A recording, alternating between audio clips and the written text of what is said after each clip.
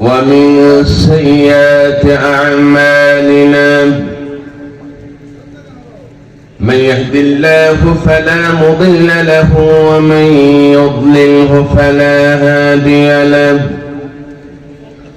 ونشهد أن لا إله إلا الله وحده لا شريك له ولا ند له ولا مثيل له ولا نظير له ولا شبيه له ونشهد أن سيدنا وحبيبنا ومحبوبنا ومعشوقنا ومولانا محمدا عبد الله ورسوله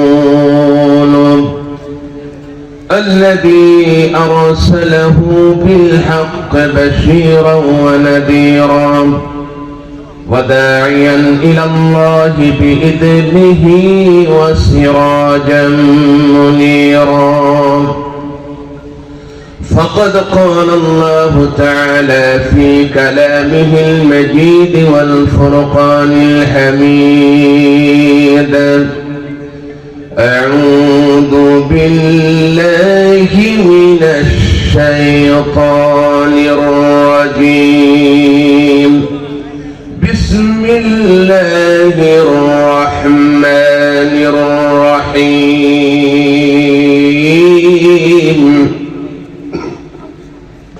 আমি প্রথমে আপনাদেরকে একটি অনুরোধ করতে চাই। আপনারা দীর্ঘ সময় মাহফিল শুনেছেন, ওয়াজ শুনেছেন, তাফসীরুল কোরআন, কোরআনের কিছু আলোচনা শুনেছেন। আমি আলোচনা না করে শেয়ারিং এর ভিত্তিতে আপনাদের সাথে কিছু শেয়ার করতে চাই। কথাটা কি বুঝে আসতেছে? আমার মনে হয় না বুঝে আসতেছে। উত্তর দিতে হবে। শেয়ারিং মানে আমি কিছু বলবো, আপনারা কিছু বলবেন। আমি কিছু বলবো, আপনারা তার জবাব দিবেন। আপনাদের কষ্ট হবে? আমি একাধারে কথা বলে যাব না। আমি কিছু প্রশ্ন করব, জানতে চাবো। আমি কিছু শিখতে চাই আপনাদের কাছে, কারণ শিখার কোনো শেষ আর কোনো শেষ নাই। তাহলে আপনারা কি এতে রাজি আছেন? আমি যখন থামবো আপনারা আল্লাহু আকবার বলবেন। কি বলবেন? সবাই বলতে হবে। কি বলবেন? আল্লাহ পাকের পবিত্র নাম মোবারক তাকবীর ধ্বনি দিলে সওয়াব হবে না গুনাহ হবে? কম না বেশি? অনেক বেশি। কতটুকুন বেশি? মানুষের জ্ঞানের বাইরে। যারা বলে সুবহানাল্লাহ। মানুষের যা চিন্তা করে একজন মানুষ, তার চিন্তার বাইরে আল্লাহ সুবহানাহু ওয়া তাআলা একবার মাত্র কেউ যদি আল্লাহু আকবার বলে, তাহলে জমিন থেকে শুরু করে আকাশ পর্যন্ত গোটা বিশ্ব জগতের যতটুকু ফাঁকা জায়গা আছে, সব ফাঁকা জায়গাটুকু নেক দ্বারা ভরপুর করে আল্লাহ পাক বান্দার আমলনামায় দান করবেন। তাহলে আল্লাহু আকবারের আওয়াজ আসতে হবে না জোরে হবে? আরো জোরে বলুন, আসতে না জোরে? আমি কি আপনাদেরকে নিয়ে ট্রাই করব, চেষ্টা করব? আমি প্রথমে বলছি শেয়ার করব। আপনারা কি রাজি আছেন? আমি কি শুরু করব? অল আর রেডি? সবাই প্রস্তুত? ইয়াং যারা আছে এখানে অনেক মুরব্বী দেখা যায়, কিছু ইয়াং দেখা যায়। মুরব্বীরা এখন ইয়াং এর ভূমিকা আসুন, কারণ সমাজ চেঞ্জ করতে হলে, দেশ চেঞ্জ করতে হলে, দুনিয়া এবং পরকালে যদি কেউ সফলতা অর্জন করতে চায়, সমস্ত তার মানসিক অবস্থা চেঞ্জ করে আল্লাহর জন্য সবকিছু প্রস্তুত করতে হবে। ঠিক কিনা? তাহলে আমি যখন থামবো কি বলবেন? সবাই একসাথে। তাহলে শুরু করা যাক। বিসমিল্লাহির রহমানির রহিম। এখনো প্রথমবারে সবাই বুঝে উঠতে পারে নাই। আমি আবার পড়ি, আপনারা ইনশাআল্লাহ একসাথে বলিষ্ঠ আওয়াজে আওয়াজ করবেন ইনশাআল্লাহ। বিসমিল্লাহির রহমানির রহিম। মোটামুটি বুঝা যায় যে পারা যাবে ইনশাআল্লাহ। وقضى ربك ألا تعبدوا إلا إياه وبالوالدين إحسانا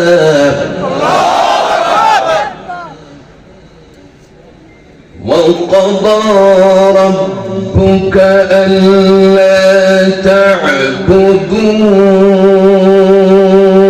إلا إياه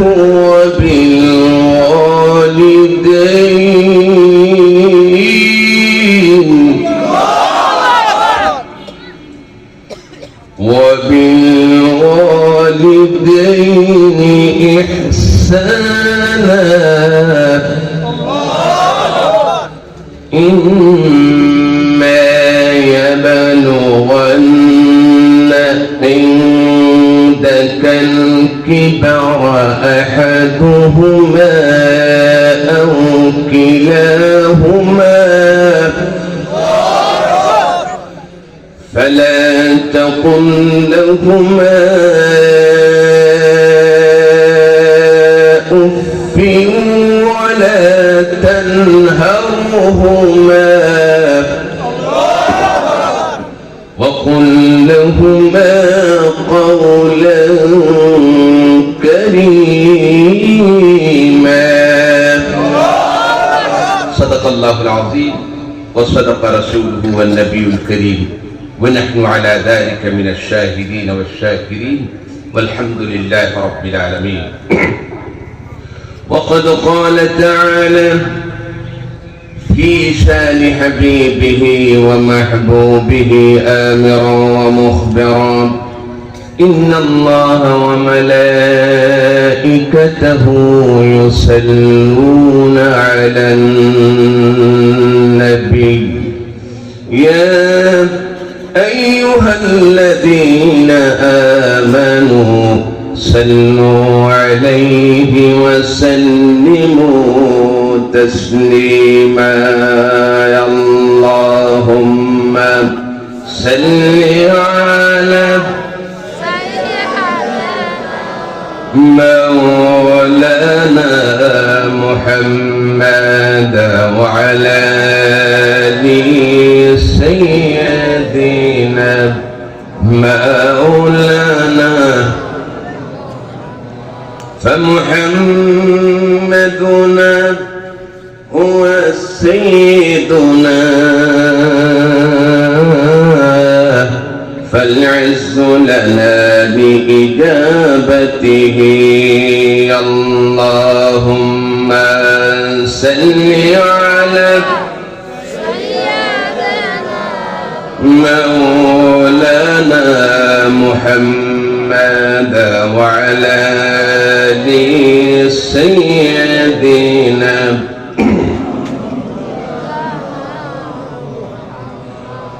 لا إله إلا الله لا إله لا إله لا إله إلا الله محمد رسول الله صلى الله عليه وسلم. তনজিমুল আতফাল হুসাইনিয়া ইসলামিক একাডেমি উত্তর পানান এলাকাবাসীর উদ্যোগে আয়োজিত আজকের তাফসীরুল কোরআন মাহফিলের সম্মানিত সভাপতি আমার মুরব্বীরা কেউ উঠবেন না। এই মাহফিলের আদব এবং সৌন্দর্য রক্ষা করে চলতে হবে, ঠিক কিনা বলেন? আরো আওয়াজ করে বলুন, ঠিক কিনা? ওঠা বসা করা যাবে? কোরআনের আলোচনা চলুক, আমরা চাই কি চাই না? আরো জোরে বলুন, চাই কি চাই না? কে কে চাই দিয়ে হাত তুলে দেখান। লিল্লাহি তাকবীর। আল কোরআনের আলো, আল হাদিসের আলো। খবরদার মাহফিলের মধ্যে বেয়াদবি করবেন না। অনেক রাত্রে এভাবে হয়ে গিয়েছে, আমি দীর্ঘ আলোচনা করতে চাই না। সামান্য কিছু আলোচনা করতে চাই ইনশাআল্লাহ। আজকের এই মাহফিলের সম্মানিত সভাপতি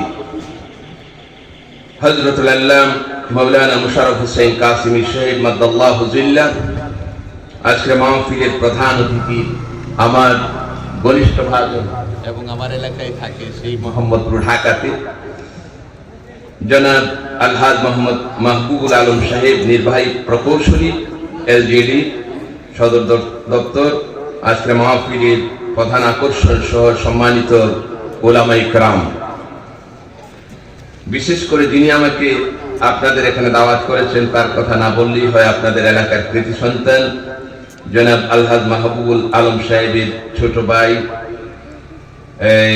আমার অত্যন্ত কাছের মানুষ মাওলানা মুসলিউদ্দিন সাহেব সহ সম্মানিত মুরব্বিয়ানে আজম, বেরাদান ইসলাম, যুবক ভাইয়েরা, পর্দার আড়ালের মা ও বোনেরা, কচি কাটা ছোট্ট মনিরা, আমরা প্রথমে আল্লাহ সুবহানাহু ওয়া তাআলার আজিম শান আল কাদারের দরবারে শুকরগুজার হতে চাই যে মহান মুনিব আল্লাহ সুবহানাহু ওয়া তাআলা আমাদেরকে আজকে এই ইসলামিক একাডেমি কর্তৃক এবং এলাকাবাসীর উদ্যোগে এই মাহফিলে উপস্থিত হওয়ার জন্য তৌফিক দান করেছেন। সেজন্য কোনো প্রকার ভূমিকা ছাড়া আমরা প্রথমে আল্লাহ পাকের শুকরিয়া আদায় করছি। সকলে জবান খুলে দুই হাত উঁচু করে উপরে উঠান, সবাই উপরে উঠিয়ে এবার বলিষ্ঠ কণ্ঠে বলুন আলহামদুলিল্লাহ, আরো জোরে সুরে আলহামদুলিল্লাহ। রব্বানা লাকাল হামদ হামদান কাসীরান তাইয়িবান মুবারাকান ফীহি। শুকরিয়া আদায় করলাম কার? আর একটু জোরে বলুন কার? উপর থেকে আমার খারাপ লাগতেছে, উপর থেকে অনেক জায়গায় মনে হয় উপর থেকে কুয়াশা পড়ে তারপরে মানুষেরা বসে থাকে। গতকালও সেই ফরিদপুর রাত্র 12টা বেজে গেছে প্রায়, যেহেতু প্রধান বক্তা থাকি, প্রধান অতিথি থাকি, সবার পরে মানুষেরা ক্লান্ত হয়ে যায়। আপনারা ক্লান্ত হন নাই তো? ক্লান্ত হন নাই তো? ক্লান্ত হওয়ার কোনো অবকাশ নেই। হাসপাতালে যান, বুঝতে পারবেন মানুষেরা কত কষ্টে আছে, কত দুর্ভোগে আছে। একটি বেহেশতের বাগান, কোরআনের বাগানের মধ্যে আমরা এসেছি। জোরে বলুন আলহামদুলিল্লাহ। সে মনিবের দরবারে অসংখ্য আমরা শুকরিয়া আদায় করছি আর দরুদ ও সালাম পেশ করছি বিশ্ব মানবতার মুক্তির দিশারি, সর্বকালের সর্বযুগের সর্বশ্রেষ্ঠ মহামানব সাইয়্যিদুল মুরসালিন সরওয়ারে কায়নাত, বিশ্ব সভার সভাপতি, নবীদের নবী, নবীদের সম্রাট নবীজি মুহাম্মদুর রাসূলুল্লাহ সাল্লাল্লাহু আলাইহি ওয়াসাল্লামের পবিত্র রওজা শরীফে মদিনা মুনাওয়ারায় সম্মানিত উপস্থিতি, আমি কোরআন কারীমের সূরা ইসরা বনি ইসরাঈল 15 পারা থেকে আমি আপনাদের আয়াত কারিমা তেলাওয়াত করে শুনিয়েছি। এর আলোকে আপনাদের খেদমতে কিছু আলোচনা করতে চাই বিতাওফিকিল্লাহি ওয়া ফাদলিহি ওয়া মিন্নাতিহি। বলুন আমিন। আরো জোরে বলুন আমিন। আপনারা কি মনোযোগ দিয়ে শুনতে চান কি চান না? আরো জোরে বলুন চান কি চান না? যেহেতু কোরআনের মাহফিল হচ্ছে পৃথিবীর মধ্যে সর্বশ্রেষ্ঠ মাহফিল, কোরআনের সংস্পর্শে যদি কোনো ব্যক্তি আসে তাহলে তার জীবন ধন্য হয়ে যায়। জিরুকে আল্লাহ পাক হিরো বানিয়ে দেন, ঠিক কিনা বলেন? আল্লামা ডক্টর ইকবাল রহমাতুল্লাহ আলাইহি তিনি বলেছেন, উতরে কর গার হেরা সে সোয়ে কম আয়া और नुस्खाए क़ियासत लाया। दुर्बलन सुबहानाल्लाह। ফ্রান্সে 15টি ধর্মগ্রন্থের যাজক, ধর্মগ্রন্থের পণ্ডিত, মহাপণ্ডিত কয়টা?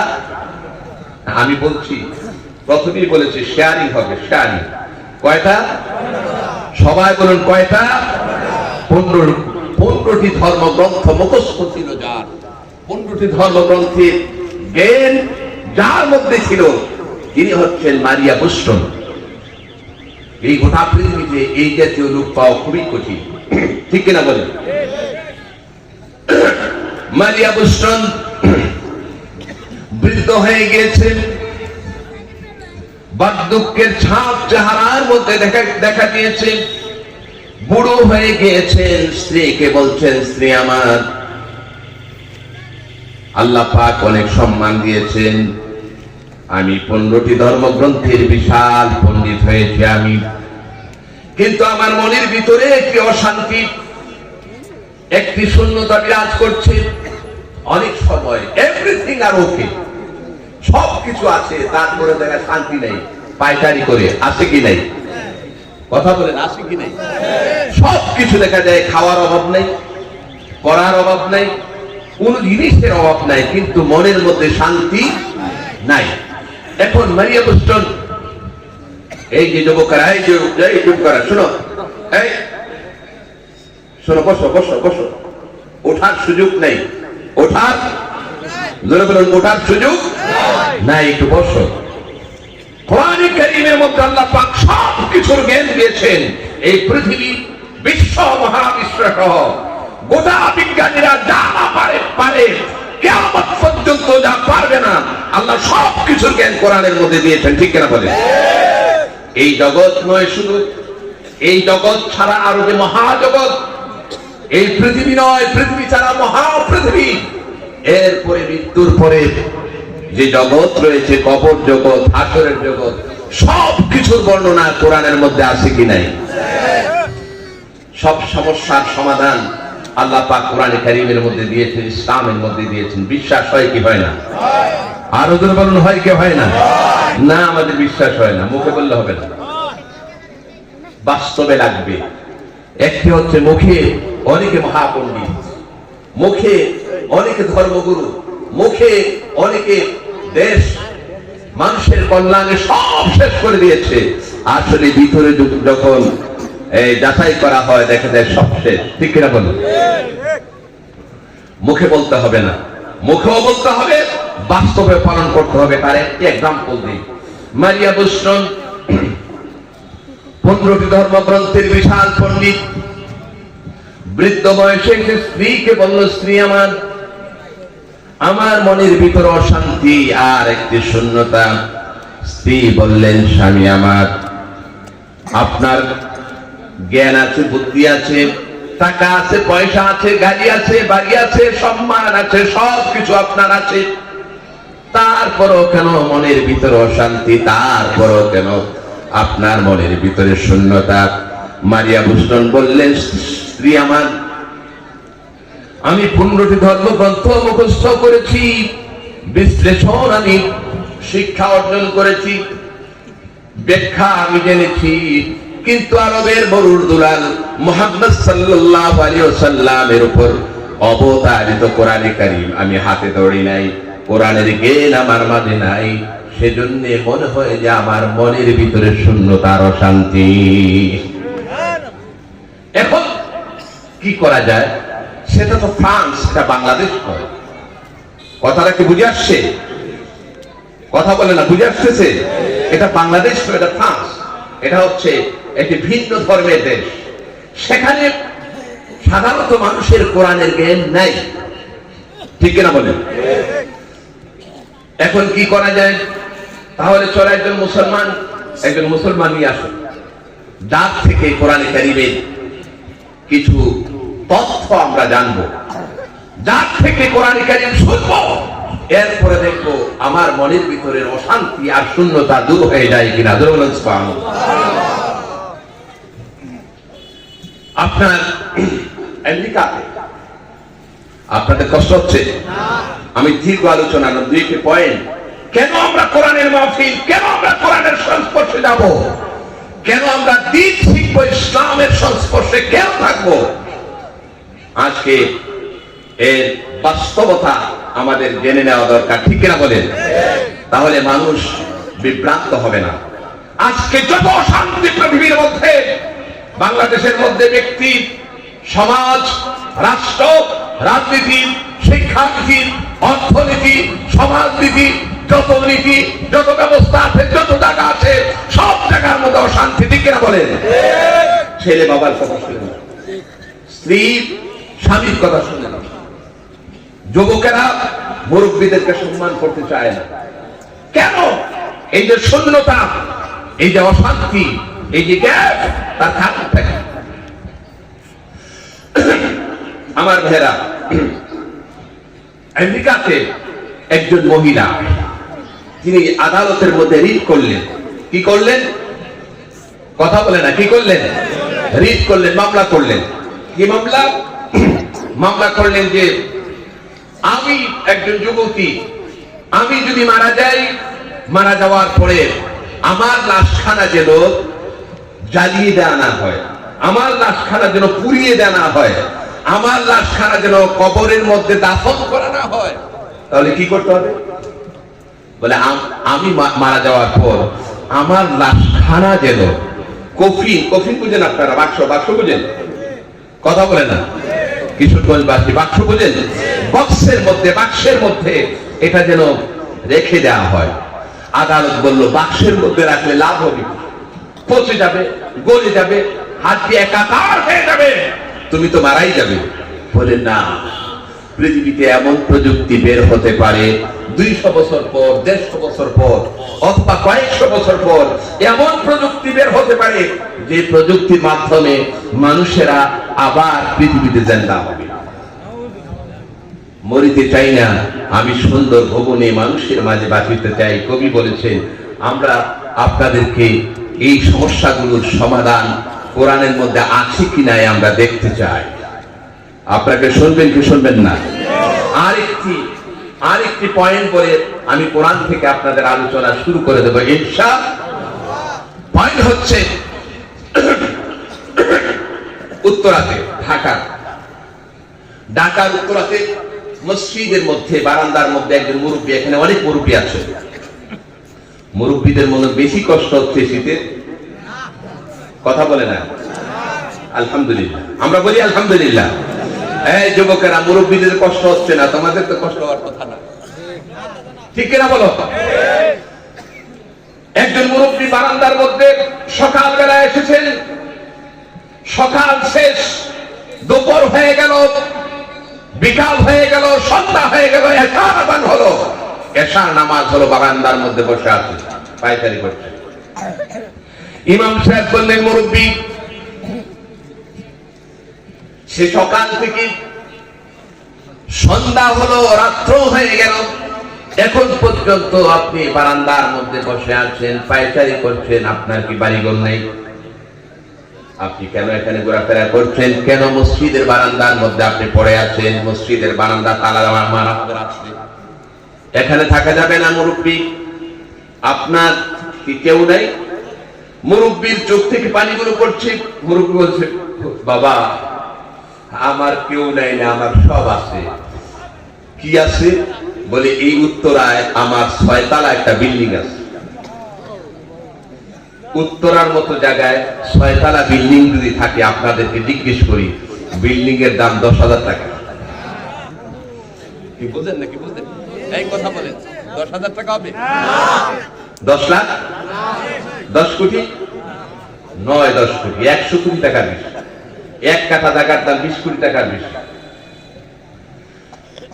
তাহলে কেন 6 তলা বিল্ডিং আছে আপনার উত্তরার মতো জায়গায়? বলল, হুজুর, আমার বাসা থেকে, বাড়ি থেকে আমার ছেলের বউরা বের করে দিয়েছে।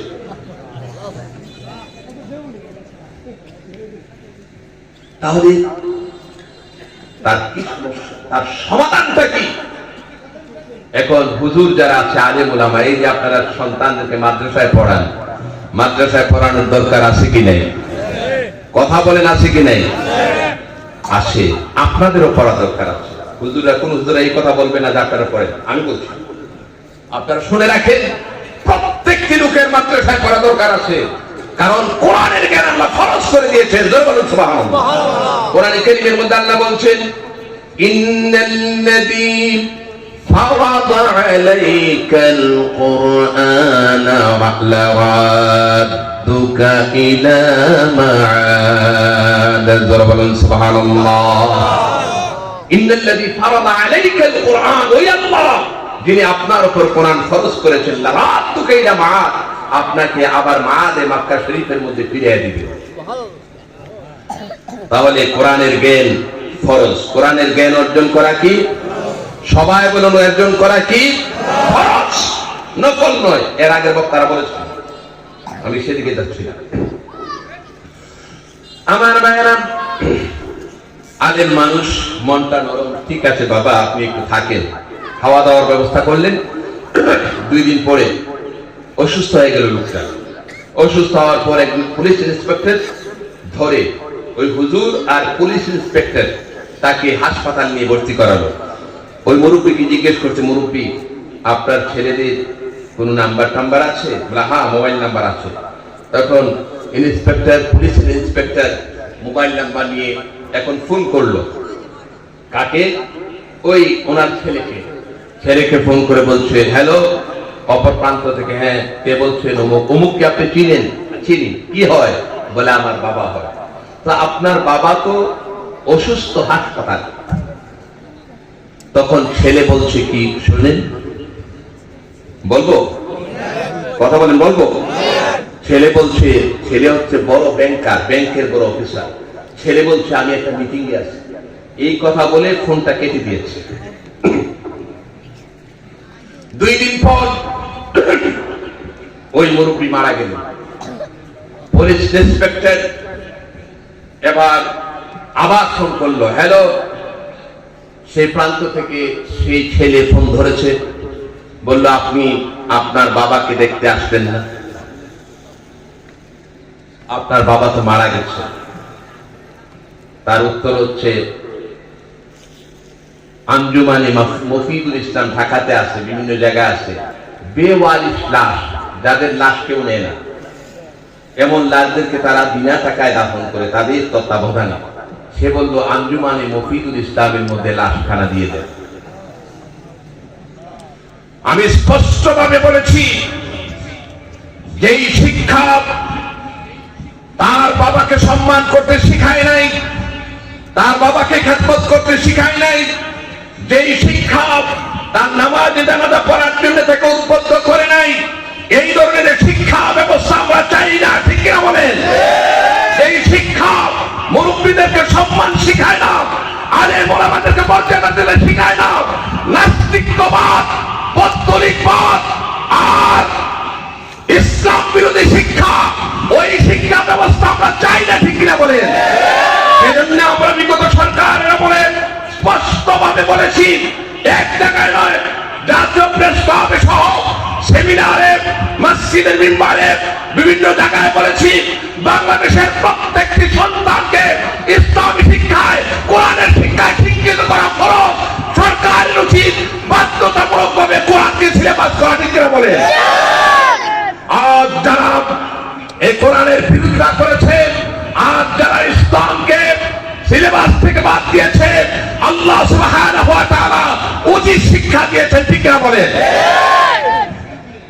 আমরা এখনো চাই, যে কোনো সরকারের আমলে, যে কোনো সরকার আসুক, আমরা কোন রাজনীতি করি না, আমরা রাজনীতির ব্যবসা করি না, আমরা ইসলামের কথা বলি, দুনিয়া এবং পরকালের কথা বলি, যার মাধ্যমে একজন ব্যক্তি দুনিয়ায় শান্তি পাবে, পরকালে জান্নাতে যাবে। ঠিক কিনা বলে?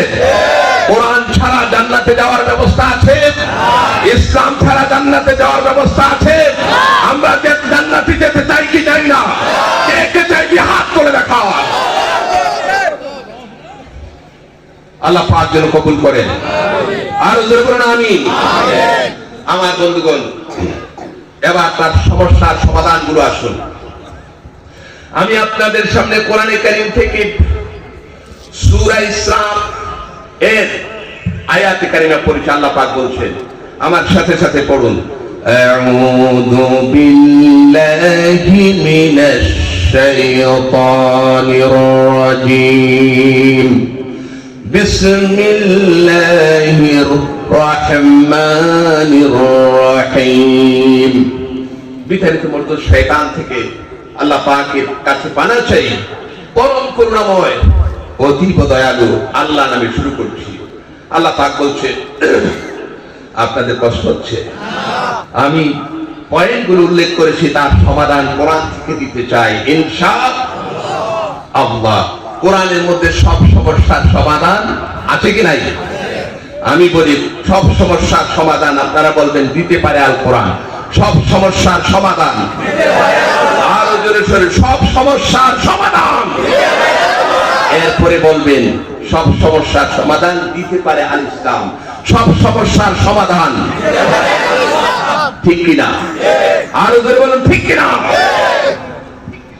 আপনার গোটা দক্ষিণ পূর্ব এশিয়া মহাদেশে খ্রিস্টানদের সবচেয়ে বড় পাদ্রী নাম হচ্ছে ইসহাক। পাদ্রী ইসহাক। আপনাদের কষ্ট হচ্ছে? আমার মনে হয় লাইন কি বেশি হয়ে যাচ্ছে নাকি? বেশি হচ্ছে না তো?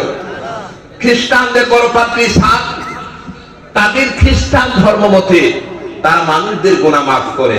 কার গুনাহ? কথা বলেন, কার গুনাহ? এটা তো খ্রিস্টানদের একটা কালচার। আমরা খ্রিস্টানদের ধর্মের ব্যাপারে আমাদের কোনো বক্তব্য নেই। যার যার ধর্ম শেষে পালন করবে। লা ইকরাহা ফিদ্দীন। দ্বীনের ব্যাপারে আমরা বাড়াবাড়ি করতে চাই না। আমার দিন তার উপর চাপাইয়ে দিতে চাই না। হেদায়েত যদি থাকে তাহলে হেদায়েত দিবেন কে? আল্লাহ। আর চিৎকার করে বলুন কে? আল্লাহ। মানুষের গুনাহ মাফ করে। আমার ভাইয়েরা, একজন মহিলাকে ধরে নিয়ে আসা হলো। ওই মহিলা পাদ্রী ইসহাকের কাছে একদম মাথা নত করে বলছে, পাদ্রীজি গুনাহ করেছি, অপরাধ করেছি, মাফ করে দেন। এবার পাদ্রী ইসহাক ক্রুশচিহ্ন বুলাইয়া, তাদের ধর্ম মতে ক্রুশচিহ্ন বুলাইয়া ওই কপালের মধ্যে ক্রুশচিহ্ন এঁকে দেন, বলে যাও তোমাকে আমি মাফ করে দিলাম। আমি আপনাদেরকে জিজ্ঞেস করতে চাই, আসলে গুনাহ মাফ করতে পারেন কে? আল্লাহ। আরো জোরে বলতে হবে কে? আল্লাহ। আমরা মাফ চাই কার কাছে? কেবলমাত্র মাফ করতে পারেন কে? আল্লাহ। এবার কিছুদিন অতিক্রান্ত হলো। কিছুদিন অতিক্রান্ত হওয়ার পর দ্বিতীয়বার আবার মহিলাকে ধরে নিয়ে আসা হলো। মহিলা আবার করজোর করে পাদ্রীকে বলছে, পাদ্রীজি দ্বিতীয়বারের মতো অপরাধ করেছি, আপনি আমার গুনাহ মাফ করে দেন, অপরাধ মাফ করে দেন। এবার পাদ্রী ইসহাক দ্বিতীয়বার মহিলাকে মাফ করে দিলেন, যা তোমাকে মাফ করে দিলাম। এভাবে করে আবার কিছুদিন অতিক্রান্ত হয়ে যান।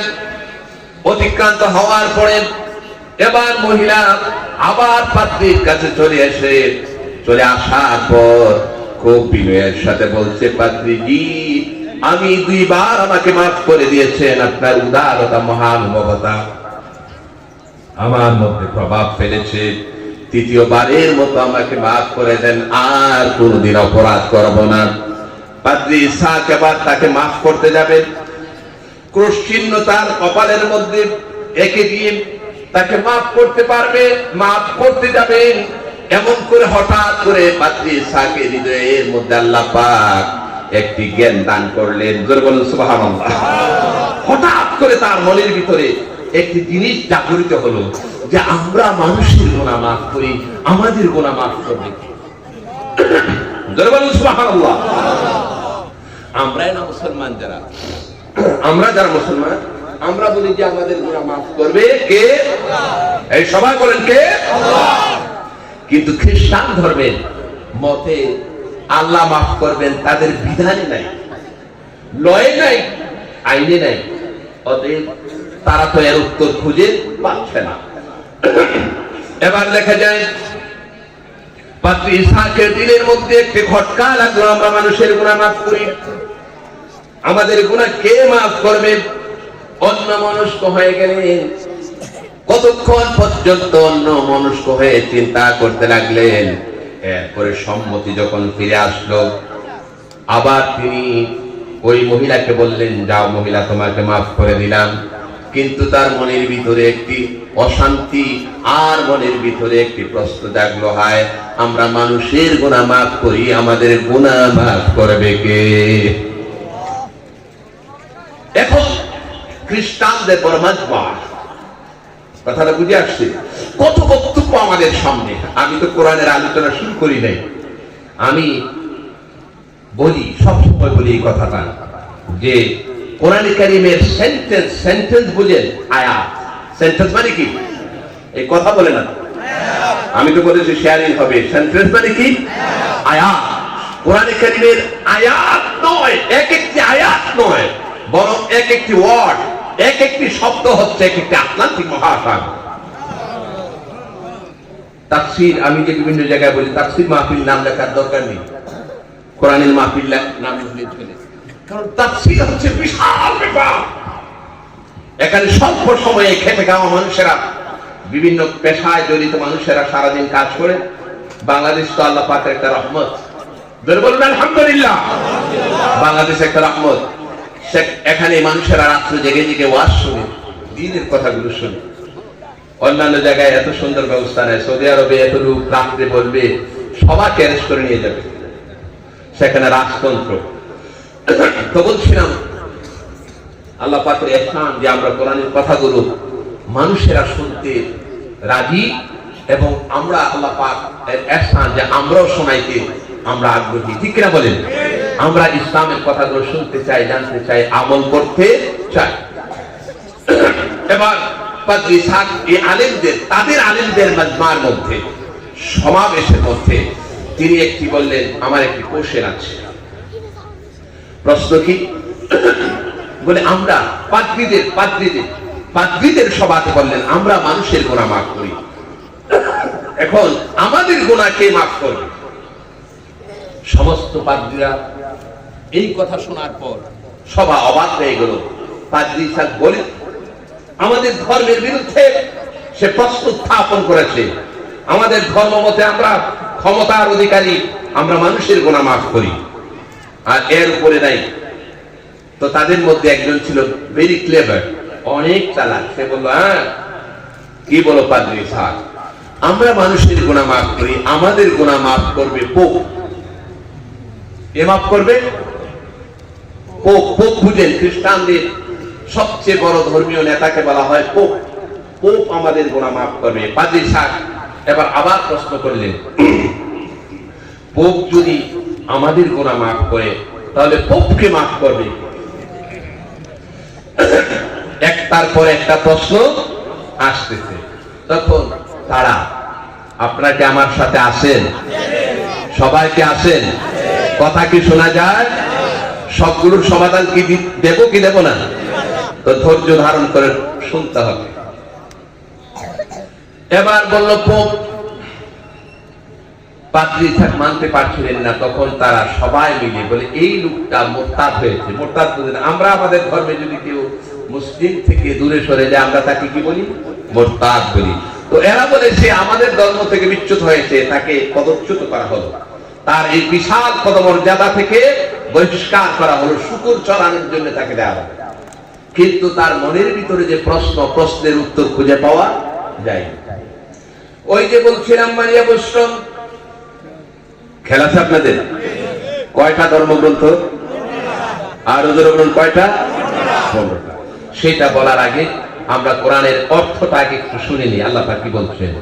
আল্লাহ রাব্বুল আলামিন বলেন, ওয়াকাদা রাব্বুকা আল্লা তা'বুদু ইল্লা ইয়্যাহু ওয়া বিল ওয়ালিদাইনি ইহসানা। আল্লাহ রাব্বুল আলামিন বলেন, তোমার রবের অলঙ্ঘনীয় নির্দেশ হয়েছে একমাত্র ইবাদত করবে কার? সবাই আওয়াজ করে বলুন, কার? ওয়া বিল ওয়ালিদাইনি ইহসানা। 2 নাম্বার, তুমি তোমার আল্লাহ পাকের ইবাদতের পর তোমার বাবা মার সাথে তুমি ইহসান করবে, সৌজন্যমূলক আচরণ করবে, ভালো ব্যবহার করবে। إما يبلغن عندك الكبر أحدهما أو كلاهما فلا تقل لهما أف ولا تنهرهما। বিশেষ করে বাবা মা দুইজন অথবা যে কোনো একজন যখন বৃদ্ধ বয়সে উপনীত হয়ে যায়, ফালা তাকুল লাহুমা উফিন, উফ শব্দটা বলবে না, এমন আচরণ করবে না, তারা দুঃখ পায়, কষ্ট পায়। ওয়ালা তানহারুহুমা, আর তাদেরকে ধমক দিয়ে কথা বলবে না। ওয়া কুর রাব্বিরহামহুমা কামা রাব্বায়ানি সাগীরা, আর তুমি আল্লাহর কাছে দোয়া করবে, হে আমাদের রব, তারা যেমনি ভাবে আমাকে শৈশবকালে লালন পালন করেছে, তুমিও তাদের লালন পালন করো। জোরে বলুন সুবহানাল্লাহ। এই হচ্ছে সূরা ইসরা, বনি ইসরাইল বা ইসরাঈল, এই দুটি আয়াতের অর্থ। এই ইসরা বলতে গেলে তো বিশাল ঘটনা। এই যে মাসটা চলছে, কোন মাস বলতে পারেন? রজব মাস। কোন মাস? রজব মাস হচ্ছে এই ইসরায়ের মাস, মেরাজের মাস। কিসের মাস? মেরাজের মাস। গোটা পৃথিবীর সমস্ত জ্ঞানী, মহাজ্ঞানী, বিজ্ঞানী, মনীষী, স্কলার যারা আছে অবাক হয়ে যায়। এখন থেকে ১,৫০০ বছর আগে বিশ্ব নবী, নবীদের নবী, নবীদের সম্রাট নবীজি মুহাম্মদ রাসূলুল্লাহ সাল্লাল্লাহু আলাইহি ওয়াসাল্লামকে আল্লাহ পাক এই দুনিয়া থেকে এই গ্রাভিটেশন পাওয়ার অতিক্রান্ত করে, আকাশ মহাকাশ অতিক্রান্ত করে, এই আকাশ মণ্ডলী অতিক্রান্ত করে, ৫০,০০০ বছরের রাস্তা অতিক্রান্ত করে আল্লাহ পাক নবীজিকে ইসরা মেরাজের মাধ্যমে আরশে আযীমে পৌঁছে দিয়েছিলেন। মানুষ যখন আকাশে উঠতে পারতো না, কোথায়? কথা বলে না, কোথায়? আকাশে উঠতে পারতো না মানুষ, তখন বিমানের কথা কখনো কল্পনা করেনি। রকেট আবিষ্কার হয়নি, এই আধুনিক প্রযুক্তির কোনো ব্যবহার হয়নি, মানুষ আধুনিকতার সাথে পরিচিত ছিল না। ওই সময়ে নবী সাল্লাল্লাহু আলাইহি ওয়াসাল্লামকে আল্লাহ পাক মেরাজ করেছেন। এই আকাশ পাড়ি দিয়ে, মহাকাশ অতিক্রান্ত করে আল্লাহ পাকের আরশে আযীমের মেহমান বানিয়েছেন। সে বিশাল আলোচনা। আমার ভাইরা, তাহলে প্রথম আল্লাহ পাক এই আয়াতে কারিমার মধ্যে দুটি জিনিস বান্দার উপর দান করেছেন। এক নাম্বার হয়েছে বান্দা ইবাদত করবে কার? আল্লাহ। আরো চিৎকার করে বলুন কার? ইবাদত করার অর্থ বুঝেন? ইবাদত করার অর্থ বুঝেন? আমরা মনে করি, আমি তাফসীর তো করা সম্ভব নয়, বলছি যে অনেক রাত্র হয়েছে, আর তাফসীর হলো অনেক বিশাল ব্যাপার। আমি শুধু কয়েকটা অর্থ বলে দিচ্ছি। ইবাদত অর্থ হচ্ছে, আমরা মনে করি যে নামাজ ইবাদত, রোজা ইবাদত, হজ ইবাদত, বাস খালাস, এগুলোই ইবাদত, আর বাকি ইবাদত না। না না, ইবাদত মানে আল খুদু ওয়াত তাদাল্লুল, একবারে বিনয় প্রকাশ করা, নিজের সবকিছু আমিত্বকে শেষ করে দিয়ে একমাত্র যার ইবাদত করবে তার কাছে কমপ্লিট সারেন্ডার করা, আল খুদু ওয়াত তাদাল্লুল। এখন বান্দা তার জীবনের চাওয়া পাওয়া, প্রত্যাশা যা কিছু আছে সব কিছুকে বিসর্জন দিয়ে আল্লাহ সুবহানাহু ওয়া তাআলার হুকুমের সামনে মাথা নত করা, হুকুম যথাযথভাবে পালন করার নাম হয়েছে ইবাদত। ঠিক কিনা বলেন? এখন নামাজ পড়ে সুদ খায়, নামাজ পড়ে ঘুষ খায়, নামাজ পড়ে মিথ্যা কথা বলে, নামাজ পড়ে প্রতারণা করে, নামাজ পড়ে পরের আয় থেকে, নামাজ পড়ে যত গুনাহ আছে সব করে, তাহলে ইবাদতের ধারে কাছেও নাই। ঠিক কিনা বলেন? আমার ভাইরা, কোরআনে কারীমের মধ্যে আল্লাহ রাব্বুল আলামিন ফর্মুলা দিয়েছেন। আল্লাহ পাক বলেছেন, হে পৃথিবীর মানুষেরা, ওয়ামা খালাকাতুল জিন্না ওয়াল ইনসা ইল্লা লিয়াবুদুন।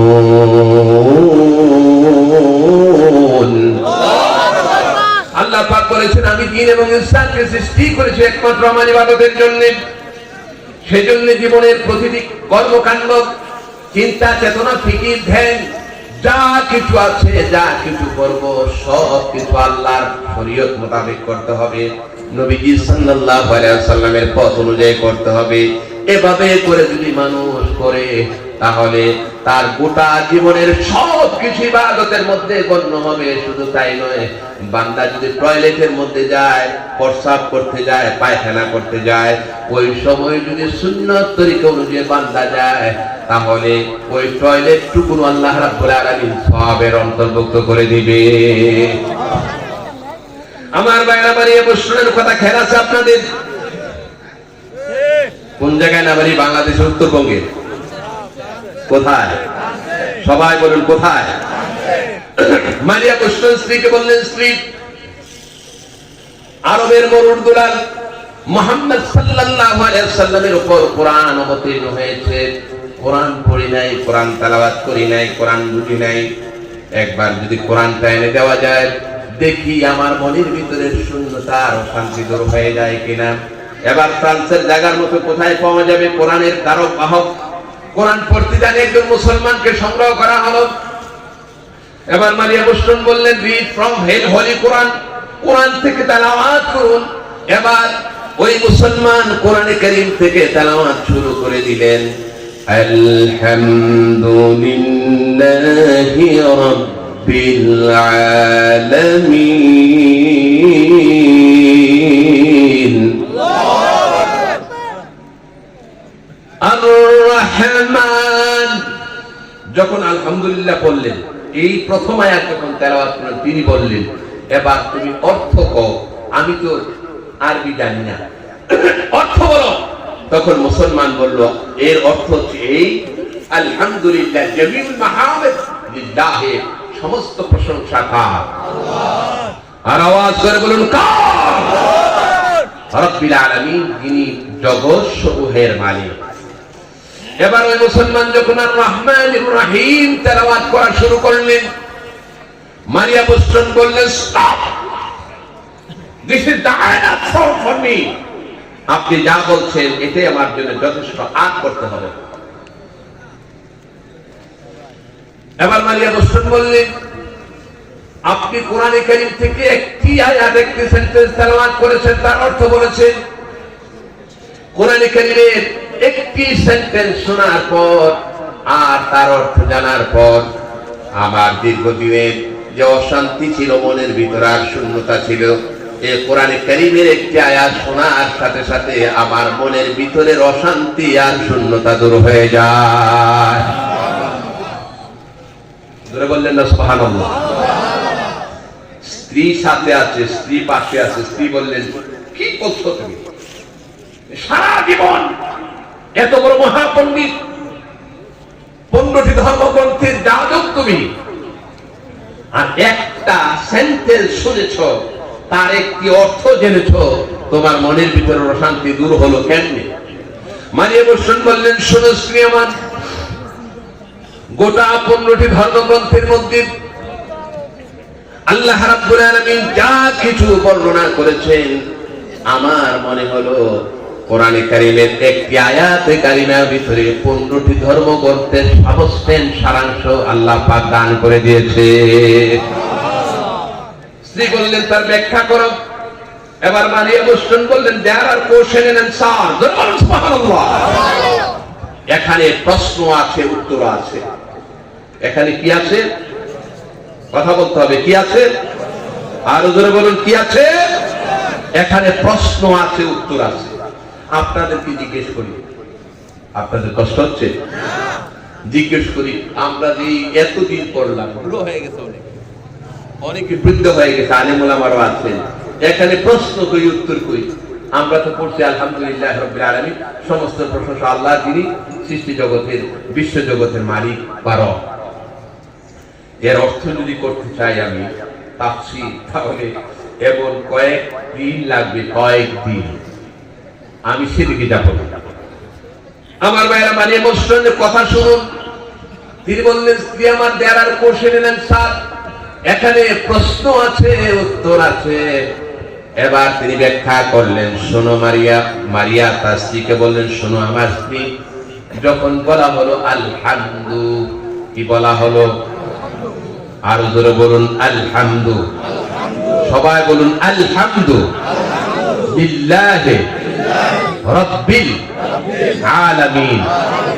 আলহামদু বলার পর, আলহামদু মানে জামিউল মাহামিদ, এটা আলিফ লাম লাম ইস্তিগরাকি, সমস্ত প্রশংসা বুঝায়। এখানে অনেক ব্যাখ্যা। যাও, এখন যখন বলা হলো আলহামদু, সমস্ত প্রশংসা, দেয়ার ইজ কোশ্চেন, এখানে একটি প্রশ্ন, যে প্রশংসা করব কার? সাথে সাথে উত্তর, আলহামদুলিল্লাহ কার? আর জোরে বলুন, কার? কোন নেতার, কোন মন্ত্রী, কোন মিনিস্টারের, কোন দানশীল ব্যক্তি, কোন ব্যক্তির নয়, সমস্ত প্রশংসা কার? চিৎকার করে বলুন, কার? উত্তর সাথে সাথে আলহামদুলিল্লাহ।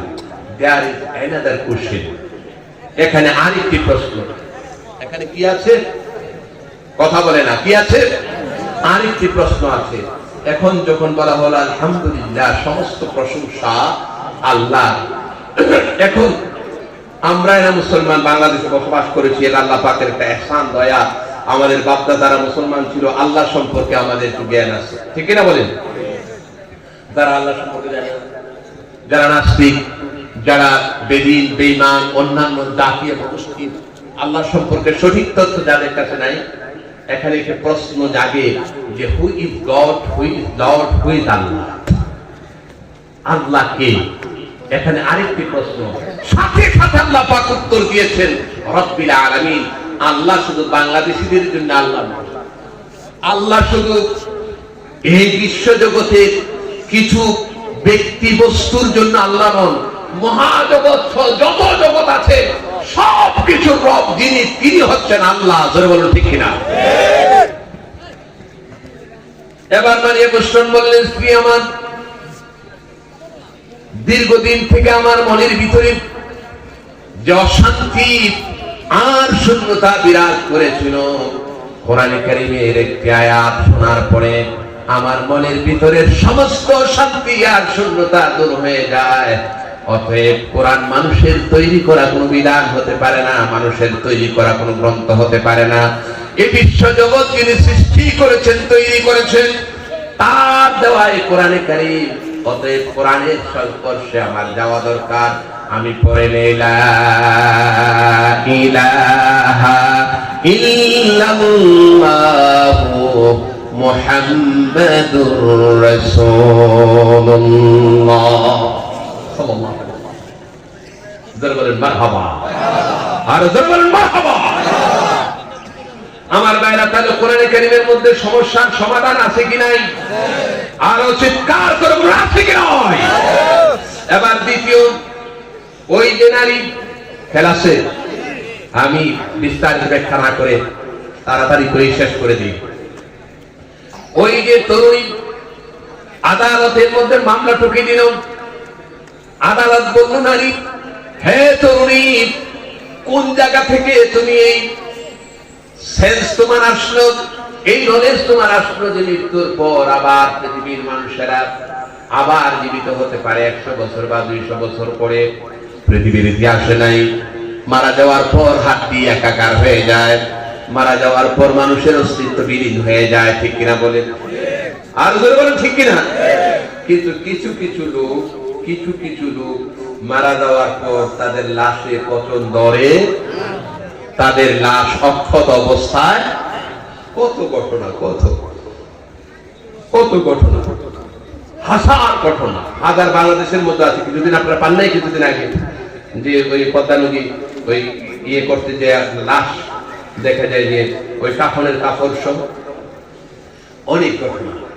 আল্লাহ পাকের বিশেষ বান্দা যারা, আল্লাহর ওলি যারা, আল্লাহর মুকাররাব বান্দা যারা, আর আম্বিয়া আলাইহিস সালাম যারা, তাদের লাশের মধ্যে পচন ধরবে না, এটা ভিন্ন একটি মাসালা। আমার ভাইরা, এবার ওই তরুণী বললেন, আমি কোরআন থেকে শিক্ষা অর্জন করেছি, কোরআন থেকে জেনেছি, জ্ঞান অর্জন করেছি যে মানুষ মৃত্যুর পরে কুয়াশা পড়ছে, পানিও পড়ছে। যাও, আপনাদের কষ্ট হচ্ছে না তো? আমি তাড়াতাড়ি করে শেষ করে দিই। পানি আমাকে রেড অ্যালার্ট দিচ্ছে, রেড অ্যালার্ট আপনাদের জন্য, মানে লাল সিগন্যাল যে তাড়াতাড়ি শেষ করে দাও। আমি শেষ করে দেবো, দোয়া করে দেবো না, সমাজ মানে এগুলোর সমাধান দিয়ে দিই আজকের জন্য, এবছরের জন্য সমাধান দিয়ে দিই। বাকি কিছু বাকি থাকবে, সব সমস্যার সমাধান দেওয়া সম্ভব নয়। এবার ওই তরুণ বললেন, আমি কোরআনে কারীম পড়েছি, কোরআনে কারীমের মধ্যে দেখেছি আল্লাহ রাব্বুল আলামিন সূরাতুল বাকারার মধ্যে আয়াতে কারিমা নাযিল করেছেন। আল্লাহ বলেছেন, আল্লাহর একজন পয়গম্বর ছিল, নাম হচ্ছে উযাইর। নাম কি? এই সবাইগুলোর নাম কি? উযাইর আলাইহিস সালাম একজন পয়গম্বর ছিল। হযরত উযাইর আলাইহিস সালামকে আল্লাহ রাব্বুল আলামিন 100 বছর পর্যন্ত করেছেন। সুবহানাল্লাহ। কত বছর পর? সবাই বলেন এই অন্য মনুষ্য যারা সবাই বলেন কত বছর পর? মরার 100 বছর পর, জীবিত অসম্ভব। উনি যখন মারা যান, উজাইর আলাইহিস সালাম যখন মারা যান, তখন ওনার বয়স ছিল 40। বয়স কত? ওনার তখন একটা ছেলে ছিল, ছেলের বয়স ছিল 20।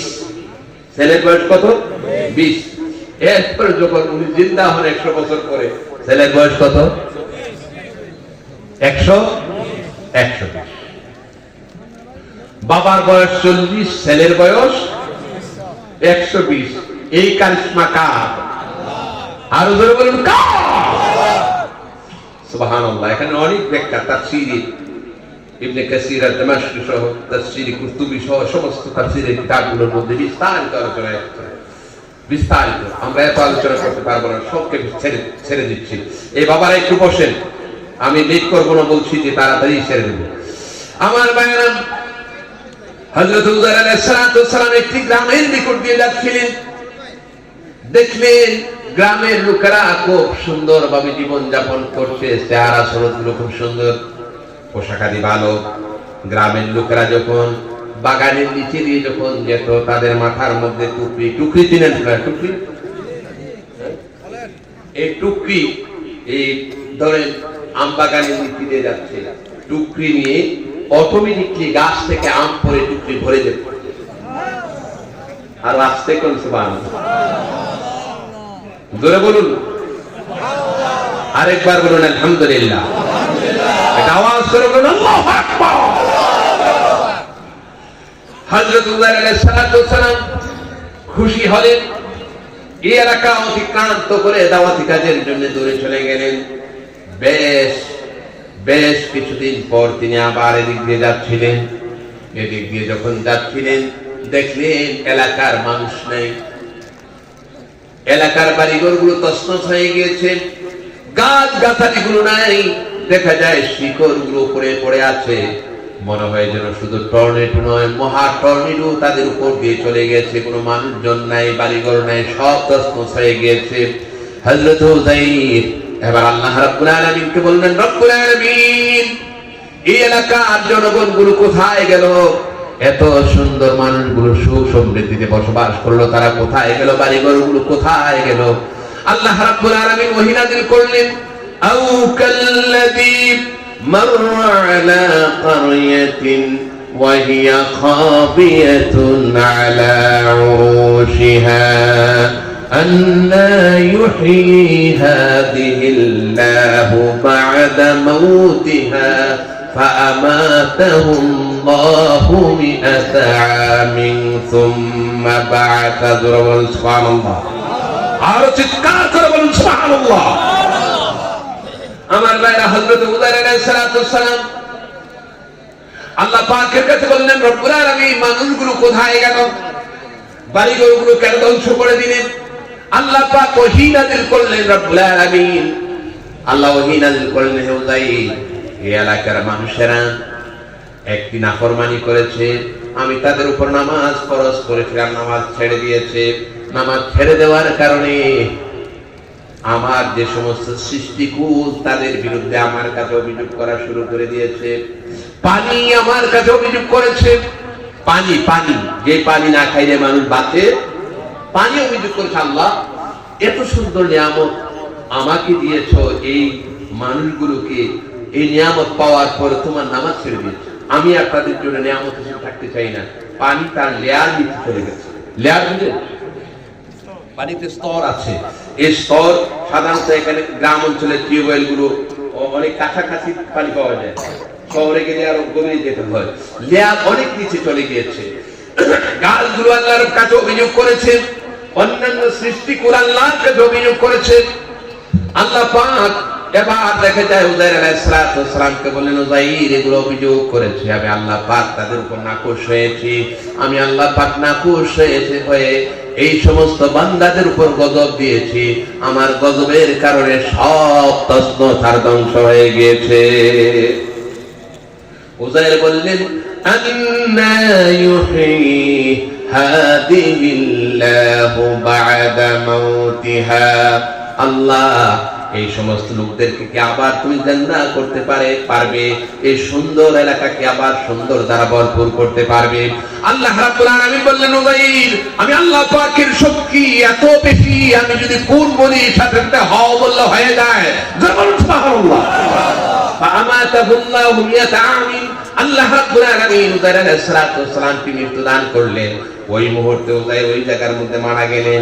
100 বছর পর্যন্ত সেখানে মৃত্যু অবস্থায় পড়ে রইলেন। 100 বছর পরে আল্লাহ রাব্বুল আলামিন সুম্মা হিয়াহু, আল্লাহ পাক তাকে জিন্দা করলেন। জিন্দা করার পরে আল্লাহ বললেন, হে উযাইর, কামরা বিস্তা কতদিন ঘুমায়া ছিলা বা মৃত্যু অবস্থায় ছিলা? উযাইর বলল, রব্বুল আলামিন, একদিন অথবা একদিনের কিছু অংশ আমি ঘুমিয়েছিলাম, মারা যাইনি। জোরে বললেন না সুবহানাল্লাহ। আল্লাহ বললেন, বাল্লা বিস্তামিয়াতা আমিন, 100 বছর পর্যন্ত তোমার মৃত্যু অবস্থায় ছিল। ফানজুরিলা তাআমিকা ওয়া শারাবিক, তুমি তোমার খাদ্য সামগ্রী এবং তোমার পানীয়র দিকে তাকাও।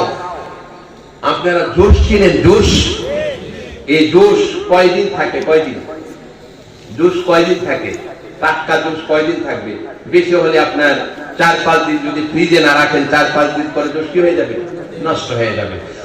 আর তরকারি যদি, এই রাত্রের তরকারি যদি শীতের দিন না হয়, গরমকাল হয়, সকালবেলা কি হবে? নষ্ট। আপনাদের কষ্ট হচ্ছে? মুনাজাত করে দিব? মুনাজাত করে ছেড়ে দেবো? এখনই শেষ করে দিচ্ছি, এখনই খুব গুছিয়ে আনছি, খুব তাড়াতাড়ি শেষ করার চেষ্টা করছি। এবার দেখা যায় আল্লাহ বলে, উযাইর, তুমি তোমার তরকারির দিকে আর জুসের দিকে তাকাও। হযরত উযাইর আলাইহিস সালাতু ওয়াস সালাম তরকারির দিকে তাকাইলেন, এই জুসের দিকে তাকাইলেন। লাম ইয়াতাশান্না আই লাম ইয়াতাগায়্যার লাউনুহু, তার রং, তার কালার এবং তার স্বাদ একটু নষ্ট হয় নাই, দুর্গন্ধ হয় নাই। যেমন 100 বছর আগে জুসটা যেমন ছিল, যেমন তরকারিটা ছিল, বাকি ছিল না, ফ্রেশ ছিল, 100 বছর পরে না ফ্রেশ হয়ে গেছে। এখন আপনারা বলেন, হাউ ক্যান পসিবল? এটা কিভাবে সম্ভব? 100 বছর একটা জোশ আর তরকারি ভালো থাকা, দুর্গন্ধ না হওয়া, পচে না যাওয়া সম্ভব? কথা বলেন, সম্ভব? হ্যাঁ, কার পক্ষে? আল্লাহর পক্ষে। আজকে আপনারা ফ্রিজের মধ্যে টাটকা জিনিসগুলো খান। ওই মেহমান এসেছে, তাড়াতাড়ি করে মুরগি পাক করো। আগেকার দিনে মুরগি জামাই যদি আসতো, মুরগি ধরতে ধরতে সন্ধ্যা হয়ে গেছে, মুরগি খুঁজতে পাওয়া যায়, ঠিক কিনা বলেন? এই এখনকার ইয়াং জেনারেশন এগুলো বলবে না, ঠিক কিনা? এই যে আবিষ্কার, এই কোরআন থেকে, আজকে ফ্রিজ আবিষ্কার হয়েছে কোরআন থেকে, লিফটের আবিষ্কার হয়েছে কোরআন থেকে। সুবহানাল্লাহ। এগুলোর এক একটার বর্ণনা আলাদা আলাদা, আমরা সেগুলো দিতে চাই না। আমার বেলা নামাজটা পড়ার কারণে আল্লাহ রাব্বুল আলামিন এত শাস্তি দিলেন। কোরআনে কারীমের মধ্যে আল্লাহ বলছেন, মা সালাকাকুম ফি সাকার قالوا لم نك من المصلين ولم نك نطعم المسكين। এবার আল্লাহ পাক কোরআনের মধ্যে তথ্য দিয়েছেন, বান্দা, যখন মানুষ মারা যাবে, কিয়ামত যখন হবে, এক শ্রেণীর লোককে জাহান্নামের মধ্যে নিয়ে যাওয়া হবে। জাহান্নামের মধ্যে ফেরেশতারা যখন হাঁকাইয়া নিয়ে যাবে, তখন বলবেন, মা সালাকাকুম ফি সাকার। হে বান্দা, কি কারণে আজকে তুমি জাহান্নামে? তোমার নাম আব্দুল্লাহ, আব্দুর রহিম, আব্দুল করিম, আব্দুল জব্বার, এত সুন্দর সুন্দর নাম। সে বলবে, ক্বালু লাম নাকু মিনাল মুসাল্লিন, আমি মুসল্লি ছিলাম না, নামাজি ছিলাম না। তাহলে আজকে এই আলোচনা থেকে নামাজ ছাড়া যাবে? আরো জোরে বলেন, যাবে? আমরা কি কেউ জাহান্নামে যেতে চাই? আরো জোরে বলেন, যেতে চাই? তাহলে যত কিছুই হোক, নামাজ ছাড়া যাবে না। নামাজ কায়েম করার কথা কোরআনে কারীমের মধ্যে বলা হয়েছে, আকিমুস সালাতা ওয়া আতুজ যাকাতা। আজকে কায়েম কি করবে? মেম্বার সাহেব, চেয়ারম্যান সাহেব, এমপি সাহেব, মন্ত্রী সাহেব নামাজ পড়ে না, পর্দায় রাখে না, ঠিক কিনা বলেন?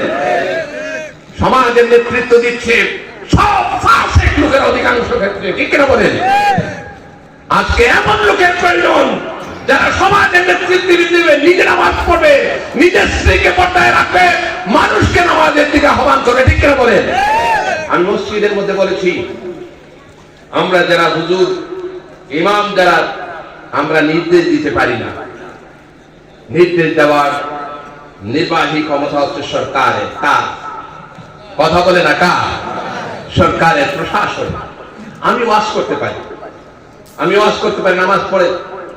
আমি নামাজ না পড়লে তাকে শাস্তি দেওয়ার ক্ষমতা আমার নাই, কিন্তু সরকারের এমন ব্যবস্থা থাকা দরকার। যদি আইন আছে, চুরির আইন আছে, চুরি করলে তার শাস্তি কি হবে, জেনা করলে শাস্তি কি হবে, ডাকাতি করলে শাস্তি কি হবে, প্রত্যেকটা জিনিসের শাস্তির বিধান আছে। নামাজ ছেড়ে দেওয়ার জন্য বিধান তৈরি করা দরকার, ঠিক কিনা বলেন? যারা এই আইনগুলো বাস্তবায়ন করবে এই প্রশাসন। আমি যখন ইউনিভার্সিটিতে ছিলাম, আমি রিয়াদ ইউনিভার্সিটিতে পড়াশোনা করেছি, দেখছি বাঙালি মানুষ তো বড় চালাক, ওইখানকার পুলিশরা আরো চালাক। বুঝেন কিনা? আমাদের বাঙালিরা মনে করে আমরা বেশি চালাক। তো একজন বাঙালি আপনার ক্যালকাটা বুঝেন তো, ক্যালকাটা গিয়েছে। তো সে হলো একটু সুর, যে গেছে একটু সুর, চুরি পেশায় অনেক বেশি পারদর্শী। সে বলে আমার এই পয়সা কেউ নিতে পারবে না। তারপরে যেতে কয়েক জায়গায় গেল, লাস্ট পর্যন্ত এক লোকের সাথে দেখা হলো যে আমি বাঙালি মানুষ তো অনেক চালাক, আমার এই পয়সা কেউ নিতে পারে নাই। বলে তোমার পয়সা নেওয়ার দরকার নেই, 4-5 বার এটা পকেট থেকে নিয়ে আবার তোমার পকেটে রেখে দেওয়া হয়। তাহলে চালাক বেশি কে, হে না ক্যালকাটার লোক?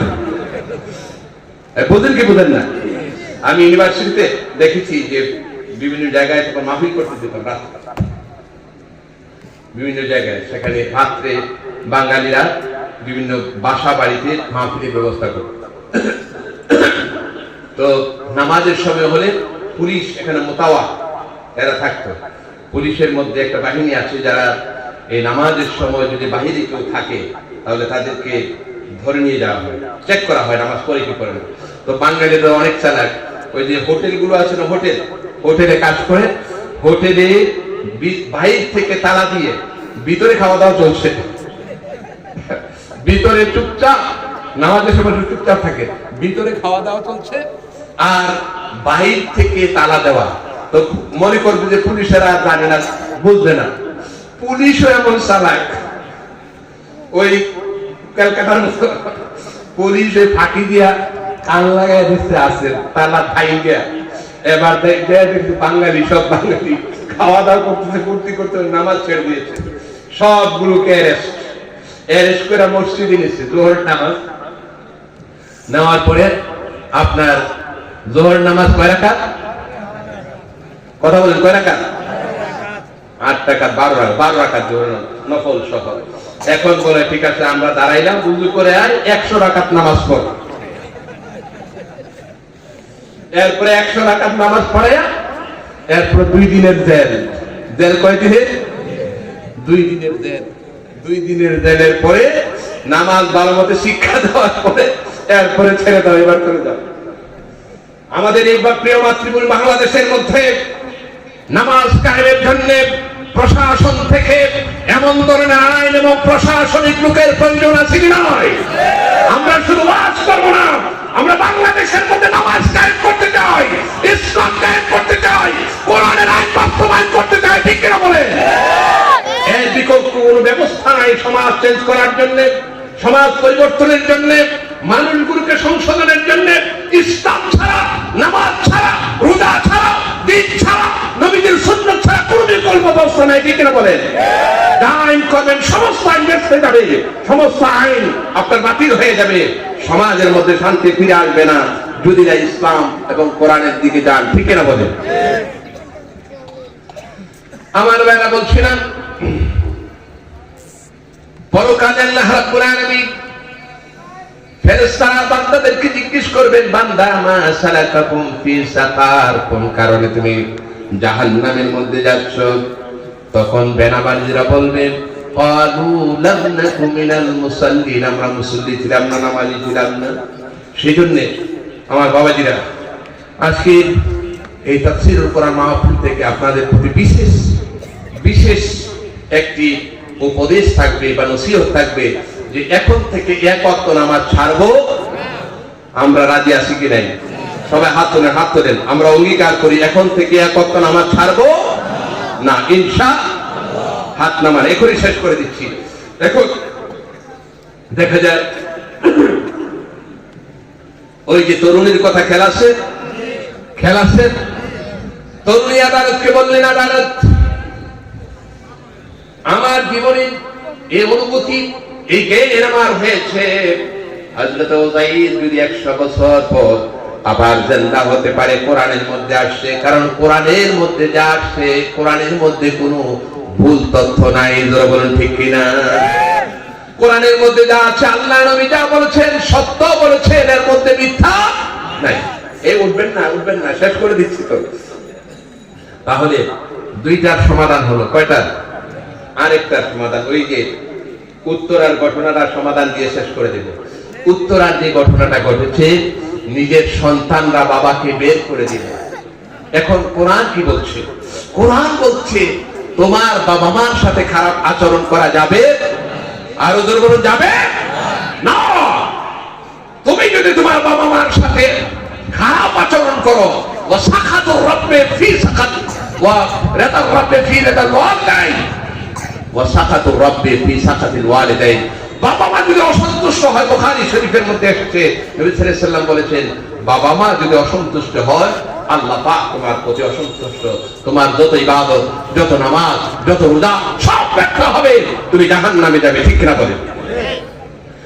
আমার বাবা শেষ করে দিচ্ছে, আল্লাহ বলছেন, ওয়া ক্বাদা রাব্বুকা আল্লা তা'বুদু ইল্লা ইয়্যাহু ওয়া বিল ওয়ালিদাইনি ইহসানা।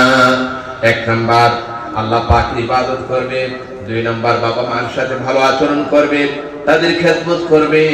আমার ভাইয়েরা, কোন ব্যক্তি যদি বাবা মার খেদমত করে, বাবা মা যদি তার প্রতি সন্তুষ্ট হয়, আল্লাহ পাক ওই বান্দাকে জিন্দা অবস্থায় জান্নাতে পৌঁছায় দেয়। আমরা জান্নাতে যেতে চাই কি চাই না? আরো সবাই হাত তোলেন, নারে তাকবীর, লিল্লাহিত তাকবীর। আল্লাহ যেন আমাদের সকলকে জান্নাতি বানান। আর জোরে বলুন আমিন। এখনই আমার আয়াত শেষ, ব্যাখ্যা করলাম, আয়াত শেষ। এখান একটা ব্যাখ্যা দিই যে আমি যে কথাটা বললাম যে জীবিত থাকতে আল্লাহ জান্নাতে পৌঁছে দিবেন, এটা হাদিসের মধ্যে আসছে। কোথায় আসছে? কথা বলে না, কোথায়?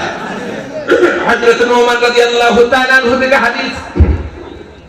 আল্লাহ নবী বলেছেন, দাখালতুল জান্নাত, আমি জান্নাতের মধ্যে প্রবেশ করলাম, ফাসামি'তু কিরাআতান, জান্নাতের মধ্যে প্রবেশ করে কোরআনে কারীমের তেলাওয়াত শুনলাম। আমি জিজ্ঞেস করলাম, মা ইয়াকরা, এই জান্নাতের মধ্যে এমন কোন সৌভাগ্যশালী ব্যক্তি আছে যে জান্নাতের মধ্যে কোরআন তেলাওয়াত করছে? এক তো জান্নাতের মধ্যে গেছে, দুই তো জান্নাতের মধ্যে কোরআন তেলাওয়াত করছে। কোন মায়ের সন্তান? এবার উত্তর আসলো ফেরেশতাদের থেকে, ইয়া মুহাম্মদ, হে মুহাম্মদ সাল্লাল্লাহু আলাইহি ওয়াসাল্লাম, এটা অন্য কোন নবীর উম্মত নয়, এটা হয়েছে আপনি নবীর উম্মত, আপনার সাহাবী হযরত নোমান। সুবহানাল্লাহ। এবার নবী সাল্লাল্লাহু আলাইহি ওয়াসাল্লাম নোমানকে ডাকলেন, নোমান, জান্নাতের মধ্যে প্রবেশ করেছি, জান্নাতের মধ্যে গিয়েছি, তোমার কোরআন তেলাওয়াত শুনেছি। নোমান রে, কি আমল করে নোমান? কি আমলের বিনিময়ে আল্লাহ পাক এত নিয়ামত দিয়েছেন, এত সম্মান দিয়েছেন?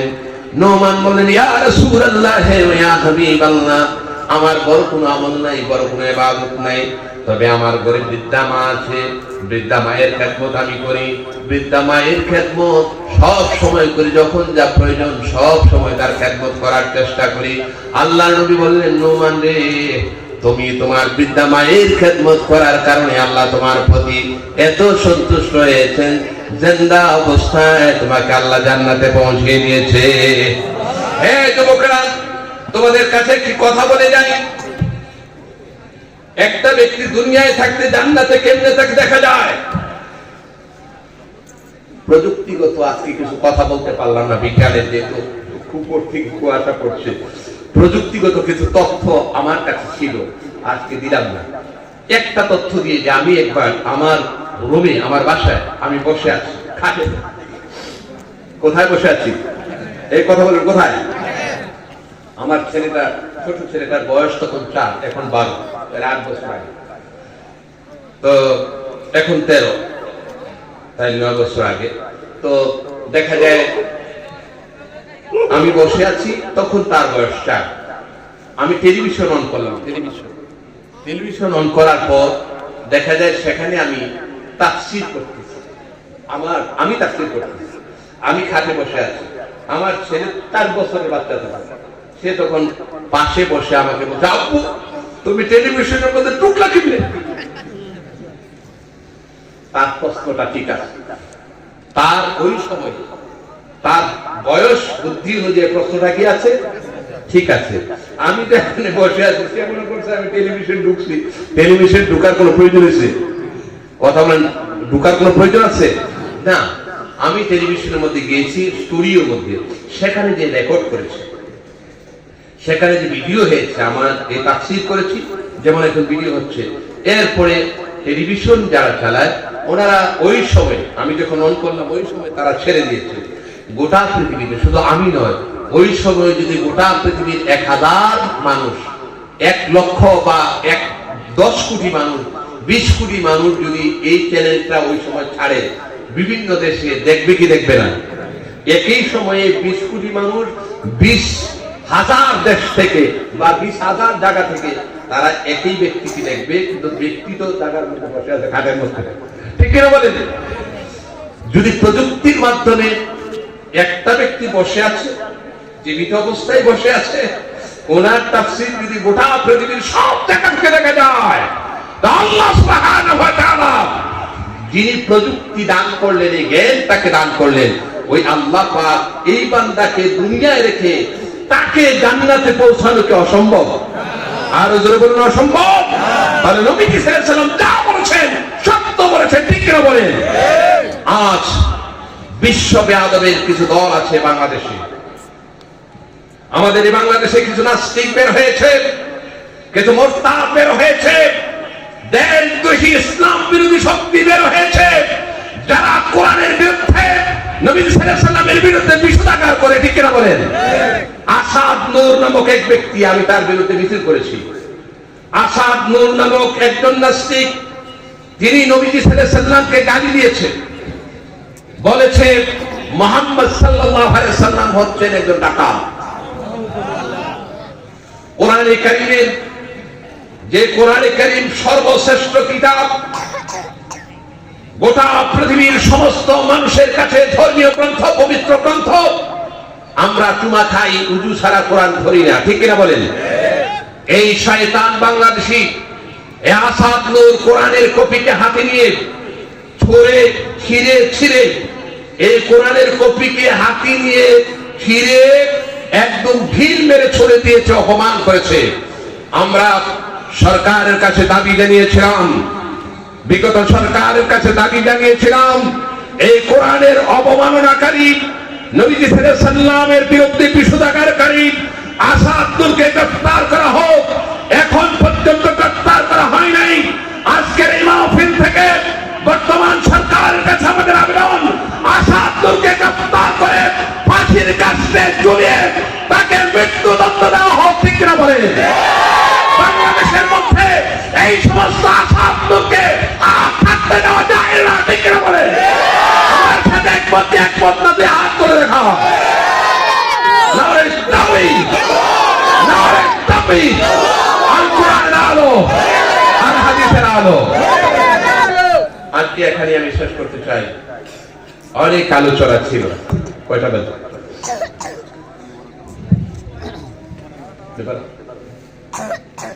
অনেক আলোচনা, আপনাদেরকে মনে অনেক কষ্ট দিয়েছি, আমিও বুঝেছি উপর থেকে।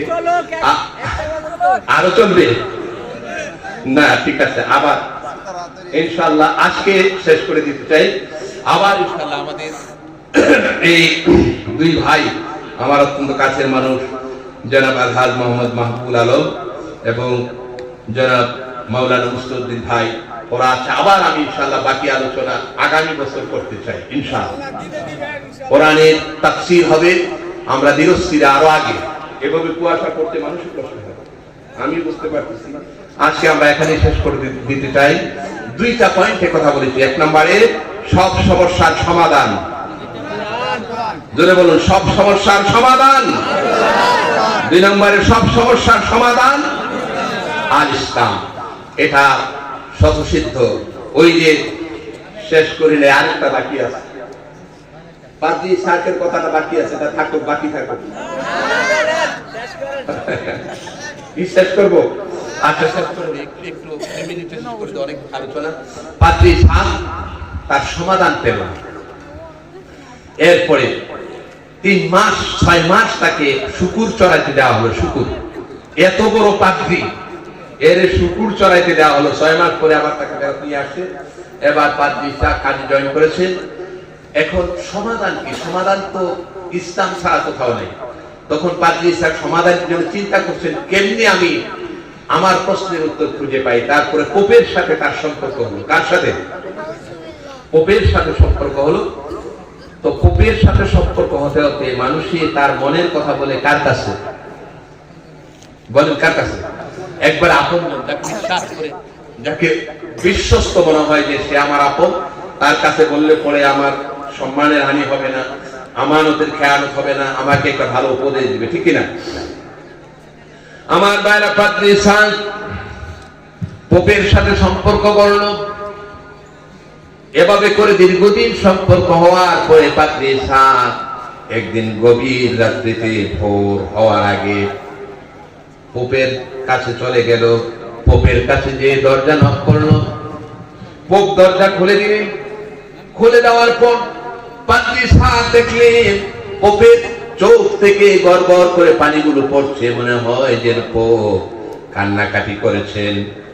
এবার পাদ্রী সাহেব ঠায় দাঁড়িয়ে গেলেন, অবাক বিস্ময়ে তাকিয়ে রইলেন। কি করবেন বুঝতে পারছেন না। পোপ তাকে ইশারা দিল, দরজাটা বন্ধ করে দাও। দরজা বন্ধ করে দেওয়া হলো। এরপরে সামনে গেলেন, দেখলেন একটি মুসল্লা। মুসল্লাতে নামাজ পড়ে কারা? যায় নামাজে নামাজ পড়ে কারা? আমরা মুসলমান। একটা যায় নামাজ দেখলেন, আর দেখলেন কোরআনে কারীমের একটি কপি এখানে আছে। মনে হলো যেন পোপ যায় নামাজ থেকে, সেজদা থেকে উঠে এসেছে, কোরআন পড়েছে মনে হয়। এবার পাদ্রী সাহেব কিছুই বুঝতে পারলেন না। পোপ এবার তাকে সান্ত্বনা দিলেন, এ পাদ্রী সাহেব, তুমি নৈরাশ হও না, হতাশ হও না। তুমি যদি মুমিন হও, তুমি সফল কাম হয়ে যাবে। পাদ্রী সাহেব, তুমি চেষ্টা করো, আল্লাহর পথে চেষ্টা করতে থাকো। যদি চেষ্টা করো তাহলে সঠিক পথ পেয়ে যাবে। পাদ্রী সাহেব কিছু বুঝতে পারলেন না। এবার দেখে যায় পাদ্রী সাহেব সেখান থেকে চলে গেলেন। সেখান থেকে চলে যাওয়ার পরে এরপরে পাদ্রী সাহেব কোরআন কারীমের কপি হাতে নিলেন, কোরআনে কারীম পড়া শুরু করলেন। কোরআনে কারীম পড়তে পড়তে পড়তে পড়তে এবার দেখা যায় পোপ যা বলেছে সেই কথাগুলো কোরআনে কারীমের মধ্যে পেয়ে যায়। আল্লাহ রাব্বুল আলামিন কোরআনে কারীমের মধ্যে বলেছেন, ওয়াল্লাযীনা জাহাদু ফীনা লানহদিয়ান্নাহুম সুবুলানা ওয়া ইন্নাল্লাহা লামাআল মুহসিনিন। আল্লাহ বলেছেন, যারা আমার রাস্তায় মুজাহাদা করে চেষ্টা করে, আমি আল্লাহ তাদেরকে হেদায়েত দান করি। আল্লাহ বলেছেন, ওয়ালা তাহিনু ওয়ালা তাহজানু ওয়া আনতুমুল আ'লাউনা ইন কুনতুম মুমিনিন। তোমরা নৈরাশ হও না, হতাশ হও না। তোমরা যদি বিশ্বাসী হও, ঈমানদার হও, তোমরাই হবে বিজয়ী, সফল কাম। ধরে বলেন সুবহানাল্লাহ। পোপ যা বলেছেন সব তথ্যগুলো কোরআনে পেয়েছে। এবার তার প্রশ্নের উত্তর কি? আমরা মানুষের গুনাহ মাফ করি, আমাদের গুনাহ মাফ করবে কে? এবার কোরআনে কারীমের মধ্যে ওই পাদ্রী পেয়ে গেলেন। সূরা আলে ইমরানের মধ্যে আল্লাহ রাব্বুল আলামিন বলে দিয়েছেন, ওয়াল্লাযীনা ইযা ফাআলু ফাহিশাতান আও যালামু আনফুসাহুম যাকারুল্লাহ ফাস্তাগফারু লিযুনুবিহিম ওয়া মান ইয়াগফিরুদ যুনুবা ইল্লাল্লাহ আল্লাহ রাব্বুল আলামিন এই আয়াতের মধ্যে বলেছেন, হে বান্দারা, ওমাই ইয়াগফিরুদ যুনুবা ইল্লাল্লাহ, তোমাদের গুনাহ কেউ maaf করতে পারে না, maaf করেন কে? ওমাই ইয়াগফিরুদ যুনুবা ইল্লাল্লাহ, কেবলমাত্র তোমাদের গুনাহ maaf করেন কে? পাদ্রী ইসাক যখন কোরআন কারীমের এই আয়াত পড়লেন, তার মনের ভিতরে প্রশ্ন পেয়ে খুঁজে পেয়ে গেলেন, সুবহানাল্লাহ, হে মানুষের গুনাহ মাফ কেউ করতে পারে না, মাফ করেন কে? একটু মহব্বত ডাক দিয়ে বলেন আল্লাহ।